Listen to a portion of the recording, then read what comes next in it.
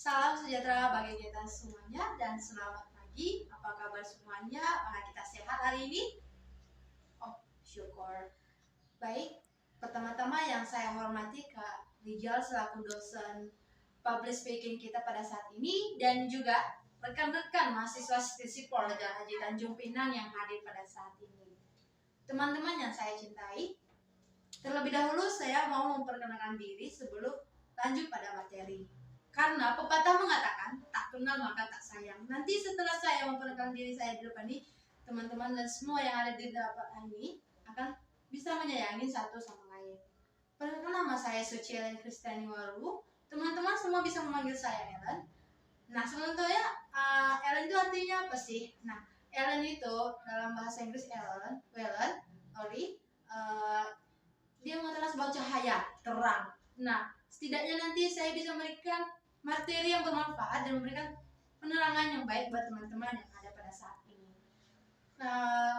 Saya umur 20 tahun. Saya tinggal di Batu Tujuh, Perumahan Delima Indah, Tanjung Pinang, Kepulauan Riau. Saya aslinya dari Kepulauan Nias. Mungkin itu saja sesingkat dari perkenalan saya. Nanti kedepannya kita akan lagi memperkenalkan diri lebih lanjut. Sebelum saya pada materi, saya ingin membuat sebuah games kepada kita supaya kita tidak terlalu tegang, fokus, dan supaya suasananya ria gitu, nggak terlalu tegang. Gamesnya mudah kok. Kita cuman berdiri semua, saudara-saudara semua untuk bangkit berdiri. Gamenya kayak ini. Lakukan apa yang saya perbuat, tapi tidak dengan perkataan yang saya lakukan. Maksudnya gini, saya berikan contoh. Ketika saya bilang, silakan meloncat, tetapi saya malah berjalan. Karena yang diikuti adalah gerakan saya, tidak dengan perkataan saya. Teman-teman semua mungkin sudah mengerti ya? Oke, baik. Mari kita mulai gamesnya ya. Gamesnya fokus ya, biar kita nggak terlalu ini ya, supaya kita fokus. Mulainya bisa dimulai kan? Baik. Udah ya, saya mulai. Jalan di tempat gerak. Oke, masih banyak yang nggak fokus, nggak apa-apa, wajar. Baik, teman-teman yang saya cintai, kembali duduk kembali. Terima kasih. Kembali kita pada topik pembahasan kita pada hari ini. Nah, mungkin ini adalah saat yang kita tunggu ya. Saat ini adalah tentang topik saya pada hari ini. Saya akan bahas yaitu kado terindah adalah penderitaan. Saya ada 5 poin yang akan saya bagi kepada teman-teman semua. Dan dari topik di atas mungkin kadang ada sih nggak dari teman-teman kita yang mau kado penderitaan, kado itu adalah penderitaan. Rata-rata sih nggak mau. Karena biasanya kita dapat kado itu pasti baju, boneka, barang atau lain semacamnya yang bikin happy gitu kan. Nah, ini kok beda? Kok kadonya penderitaan? Nah, sebenarnya saudara-saudara yang saya cintai saat ini, saya akan memberikan sebuah contoh, sebuah pemaparan kepada kita tentang negara Indonesia dulu. Indonesia ini dulu adalah negara yang dijajah oleh beberapa negara. Semudahkah Indonesia sukses sampai sekarang, sampai merdeka saat ini? Enggak. Mereka dulu bertahap-tahap dijajah oleh negara Belanda, Jepang. Nah, itulah tahap dari Indonesia bisa merdeka. Jadi banyak penderitaan sampai akhirnya dari titik puncaknya Indonesia bisa merdeka. Nah, langsung saja teman-teman yang saya cintai. Poin pertama adalah arti perjalanan hidup. Nah, kita tahu nggak sih apa arti dari perjalanan hidup? Nah, perjalanan hidup itu bukan berjalan santai, bukan. Tapi itu artinya perjalanan hidup itu seperti berjalan perlahan dan menentukan arah, perencanaan, terus kita ada tujuan. Nah, itu adalah namanya dengan arti perjalanan hidup. Sama seperti kita bayi. Kita bayi tidak akan pernah langsung berjalan. Kita tidak pernah bisa langsung ngomong ataupun bisa mengatakan saya lapar. Tidak. Kita hanya bisa menangis. Yang dari menangis dan maupun kayak mana kita hanya bisa menangis. Nah, itu tahap 0 kita dari perjalanan. Dari kecil kita masih di rahim sampai kita dikeluarin sampai kita gede. Itu adalah tahap dari perjalanan hidup kita, proses perjalanan hidup kita. Kita adalah punya tujuan, masing-masing kita, setiap manusia adalah tujuan. Nah, kenapa ini ada kaitannya dengan judul ataupun topik saya pertama? Itu karena kenapa? Dari kehidupan perjalanan hidup kita ini, 80% penderitaan, 20% saya bilang kebahagiaan yang kita dapatkan. Karena kenapa? Kita banyaknya lebih gagal, jatuh, dicemooh, atau segala macam kesakitan yang kita alami. Nah, dari 80% ditambah dengan 20%, hasilnya 100%. Itu adalah yang 100 itu hasil dan telah kita dapatkan. Tujuannya sudah kita capai tadi. Nah, itulah maksud dari kado terindah adalah penderitaan. Poin yang kedua, teman-teman, itu adalah didewasakan oleh pengalaman. Pernah nggak kita punya pengalaman-pengalaman tentang sifat, perilaku, ataupun bisa tidaknya kita dari dulu kita tidak bisa kok, dalam lama-lama kita kok bisa. Itu adalah namanya pengalaman sebenarnya. Kita belajar dari pengalaman, kita bisa belajar dari dimanapun. Misalnya nih, dari lingkungan keluarga, masyarakat, lingkungan kerja, pergaulan juga bisa, pertemanan bisa, semua. Pengalaman ini banyak kita dapat, tidak hanya dengan belajar di sekolah, tidak.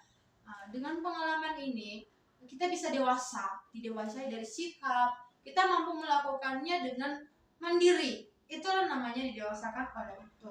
Nah, didewasakan oleh pengalaman ini tidak mudah, saudara, teman-teman yang saya cintai saat ini. Karena kenapa?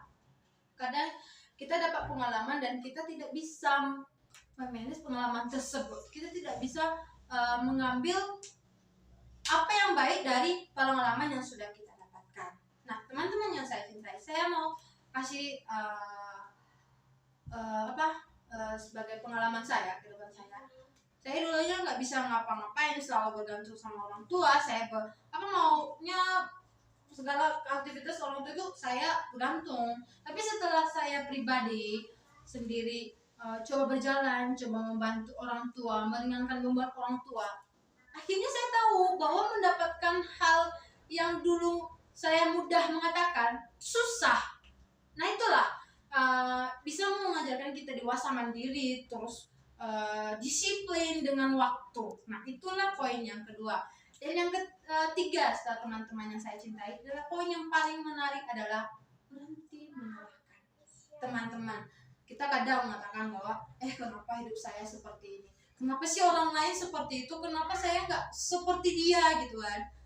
Teman-teman, kita harus sadar, mas, banyak di lingkungan kita di sana lebih di bawah kita, tapi kita tetap bersyukur. Sebenarnya kita bersyukur ada di keadaan yang kayak manapun, karena Tuhan tahu bahwa setiap orang itu akan ditempatkan di tempat yang baik. Nah, dia maupun kaya, itu adalah keuntungan pribadi, karena kekayaan itu tidak dibawa sampai kita akan mati selamanya. Teman-teman yang saya cintai, menyalahkan ini adalah sifat yang sangat tidak perlu kita lanjutkan. Kenapa saya mengatakan hal demikian? Menyalahkan diri ini sama saja menghancurkan masa depan kita. Karena kenapa? Saya kasih contoh. Dia udah ada motivasi, dia udah ada segalanya. Misalnya nih, karena dia udah orang tua, dia udah ada saudara yang membantu dia, cuma dia nggak bersyukur dengan apa yang sudah dia miliki. Terus selalu menyalahkan, tidak sadar diri itu adalah salah dia, selalu menyalahkan oleh, jangan, saudara-saudara yang saya cintai, itu adalah sikap yang membuat rencana dan tujuan Anda dari perjalanan tadi hancur tak bertahap. Nah, itulah, jangan kita menyalahkan orang lain ataupun pribadi kita, karena pribadi kita itu ada kelemahan kita. Jadi cobalah untuk mengasah kembali supaya kita tidak selalu pada masalah-masalah tersebut. Yang terakhir, teman-teman yang saya cintai, yang keempat itu adalah mengasah kemampuan. Teman-teman yang saya cintai, kita beda-beda talenta sebenarnya. Ada yang berbakat dalam bagian seni, ada yang berbakat dalam bagian pengilmuan dan juga sebagainya. Nah, bagaimana kita bisa mengasah hal demikian? Nah dari poin tadi, perjalanan hidup kita bagaimana, terus bagaimana pengalaman kita, terus bagaimana sih supaya kita tidak menyalahkan diri gitu. Jadi mengasah kemampuan ini tergantung pada diri kita. Bagaimana sih supaya kita bisa mengasah skill kita supaya dari yang tidak bisa semakin bisa gitu. Kita harus melompat dari tangga demi tetangga. Jangan kita menetap pada tangga tersebut saja. Nah, itulah poin yang keempat. Dan yang teman-teman yang saya cintai, ini adalah poin terakhir. Poin yang terakhir ini atau yang kelima ini adalah syukuri dan hargai hal-hal yang Anda miliki. Apapun perjalanan hidup kita, apapun tantangan yang kita alami, terus bagaimana kita jatuh, kita tetap bersyukur. Kita harus patut bersyukur dan ingat, kita punya orang lain, punya orang yang memberikan kita semangat. Keluarga kita, teman-teman kita, orang yang di sekitar kita juga akan memberikan kita semangat. Nah, jadi selagi mereka ada teman-teman, kita tetap bersyukur dan kita selalu menghargai mereka. Jadi, ketika kita menderita, ketika kita banyak hal-hal yang memberikan kita penderitaan, kita tetap bersyukur.